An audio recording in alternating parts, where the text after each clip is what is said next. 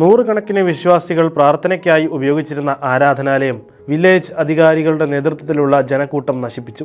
കഴിഞ്ഞ മാസം ആദ്യം ഞായറാഴ്ച ആരാധനയ്ക്കിടെയാണ് പ്രാദേശിക ഭരണകൂടത്തിൻ്റെ ഒത്താശയോടെ ആരാധനാലയം തകർത്തത്.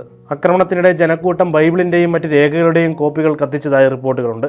തെക്കൻ ലാവോസിലെ സവന്നഖ്യത്ത് പ്രവിശ്യയിലാണ് സംഭവം. അതേസമയം പൊതുസുരക്ഷാ മന്ത്രാലയത്തിൻ്റെ സംരക്ഷണത്തിലും മേൽനോട്ടത്തിലും ആരാധനാലയം പുനർനിർമ്മിക്കുന്നതിൻ്റെ വാർത്തകളാണ് ഇപ്പോൾ പുറത്തു വരുന്നത്. ക്രിസ്ത്യാനികളെ അന്യരായി കാണുന്ന ബുദ്ധ സമൂഹത്തിൽ നിന്ന് ഇനിയും ആക്രമണമുണ്ടാകുമോ എന്ന ആശങ്കയിലാണ് വിശ്വാസി സമൂഹം. എന്നാൽ ക്രിസ്ത്യാനികളെ ഇനി ഉപദ്രവിക്കരുതെന്ന് പ്രാദേശിക ബുദ്ധമതക്കാരോട് മന്ത്രാലയം ആവശ്യപ്പെട്ടിട്ടുണ്ട്.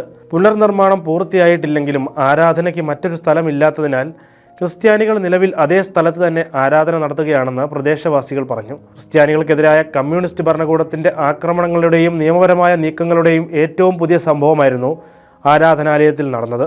മതസ്വാതന്ത്ര്യവും വിശ്വാസവും അംഗീകരിക്കുന്ന നിയമം 2019 ലാവോസ് പാസ്സാക്കിയിട്ടും രാജ്യത്തിൻ്റെ ഗ്രാമപ്രദേശങ്ങളിൽ ക്രിസ്ത്യാനികൾക്കെതിരായ ആക്രമണങ്ങൾ ഇപ്പോഴും നിർബാധം തുടരുകയാണ്.